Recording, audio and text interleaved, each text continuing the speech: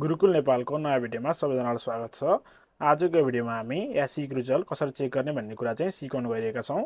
सबभन्दा पहिला चाहिँ हामीले यहाँ एनईबीले रिलिज गरेको प्रेसको कुरा चाहिँ बुझौँ है। सबभन्दा पहिला यहाँ के लेखेको छ त भन्दा नेपाल सरकार राष्ट्रिय परीक्षा बोर्ड परीक्षा नियन्त्रण कार्यालय कक्षा 10 सानोठमी भक्तपुर भनेर लेखेको छ। यहाँबाट चाहिँ हाम्रो प्रेस रिलिज भएर आएको हो। एनईबीले चाहिँ स्टुडेन्टहरूको लागि चाहिँ यो प्रेस रिलिज गरेको छ। अब हेरौँ यहाँ के लेखेको छ त भन्दा सूचना प्रसारण मिति भनेको चाहिँ 2082 3/11 भएको छ है। 3 महिना 11 गते चाहिँ यो प्रेस चाहिँ रिलिज भएर आएको हो। अब हेरौँ, राष्ट्रिय परीक्षा बोर्ड परीक्षा नियन्त्रण कार्यालय कक्षा 10बाट सञ्चालित माध्यमिक शिक्षा परीक्षा एसई 2081 को नियमित तथा ग्रेड परीक्षाको नतिजा सम्बन्धी विवरणहरू चाहिँ एसएमएस आइबिआर र वेबसाइटबाट प्रकाशन गर्न दायरा बमोजिमका संस्थाहरूलाई चाहिँ निम्नअनुसार छुट्टा छुट्टै सर्ट कोडहरू होइन। त्यस्तै अनि अब वेबसाइट प्रयोग गर्न स्वीकृति दिएकाले सो सर्ट कोड र वेबसाइटबाट माध्यमिक शिक्षा परीक्षा एसई 2081 को नतिजा सम्बन्धी जानकारी प्राप्त गर्न सकिने हामीले के सम्बन्धित सबैको जानकारीको लागि यो सूचना प्रकाशन गरिएको छ भनेर चाहिँ यो प्रेस चाहिँ रिलिज भएको छ एनईबीबाट चाहिँ।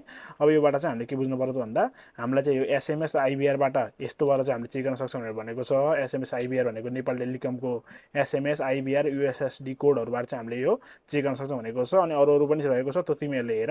म चाहिँ यहाँबाट एउटा मध्ये चाहिँ तलपट्टि वेबसाइटबाट चाहिँ चेक गरेर देखाइदिन्छु। वेबसाइटबाट चाहिँ छिटो हुन्छ है। अब वेबसाइटहरू पनि हामीलाई कतिवटा दिएको छ त भन्दा 15वटा वेबसाइट दिएको छ। त्यहाँमध्ये चाहिँ हामीले जुन वेबसाइटबाट गर्दा पनि हुन्छ। अब मैले चाहिँ एउटा वेबसाइटबाट चाहिँ यहाँ चेक गरेर देखाउँछु। त्यो गर्नुभन्दा पहिले चाहिँ म तिमीहरूलाई के भन्न चाहन्छु त भन्दा हाम्रो चाहिँ एसईको रिजल्ट तिमीहरूको जस्तो आए पनि हामीले ग्रेड विधि परीक्षाबाट चाहिँ त्यो पास गर्न सक्छौँ। हामीले त्यसको लागि चाहिँ भिडियोहरू अपलोड गर्नेछौँ। हामीबाट चाहिँ सक्दो प्रयास चाहिँ हामीले गर्नेछौँ। तिमीहरूले चाहिँ त्यसलाई चाहिँ अब राम्रोसित प्रयोग गर्नु पऱ्यो। त्यो भिडियोहरूलाई चाहिँ राम्रोसित हेर्नु पऱ्यो, राम्रोसित बुझ्नु पऱ्यो। त्यसरी गर्दाखेरि चाहिँ पास भइहाल्छौ। अनि हामी क्लास 11, 12को नि भिडियो अपलोड गर्नेछौँ अब बिस्तारै। त्यसको लागि तिमीहरूले हाम्रो च्यानललाई सब्सक्राइब गर्न सक्छौ। अब चाहिँ म यो 15वटा वेबसाइटमध्ये एउटा वेबसाइटबाट चाहिँ एसईको रिजल्ट चाहिँ कसरी हेर्ने भन्ने कुरा चाहिँ देखाउन गइरहेको छु। अब म चाहिँ तिमीहरूलाई गुगलबाट गएर कसरी रिजल्ट चेक गर्ने भन्ने देखाउन गइरहेको छु। तिमीहरू चाहिँ क्रोमको पनि युज गर्न सक्छौ। सबभन्दा अगाडि गुगलमा क्लिक गर्ने, तब पछाडि सर्च आइकनमा क्लिक गरेर सिधै डाइरेक्ट रिजल्ट हेर्नको लागि रिजल्ट लेख्ने होइन, RESULT रिजल्ट, अनि त्यसरी डट अब के को हेर्न लागेको एसईको होइन, अनि डट GOV हान्ने, त्यो पछाडि डट हान्ने, अनि त्यसरी एनपी मात्र हान्ने। यहाँ 2080 81 केही नै हान्न परेन। यति हानेर हामीले सर्चमा क्लिक गर्ने बित्तिकै के हुन्छ, हाम्रो यसरी एउटा साइटभित्र छिर्छ होइन, हाम्रो वेबसाइटभित्र छिर्छ।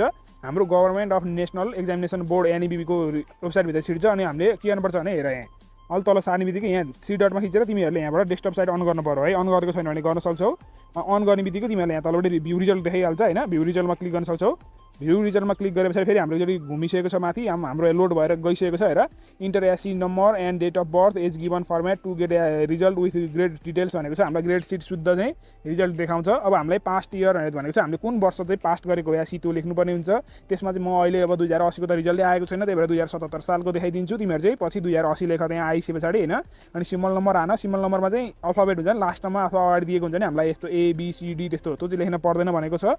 अनि डेट अफ बर्थ चाहिँ तिमीहरूले नेपालीमा हान्नु पर्यो है। सबै कुरा बुझाइसकेको छु मैले। अब सबभन्दा अगाडि म पास्ट इयर राख्छु होइन। पास्ट इयर चाहिँ हाम्रो कति राख भनेको छ।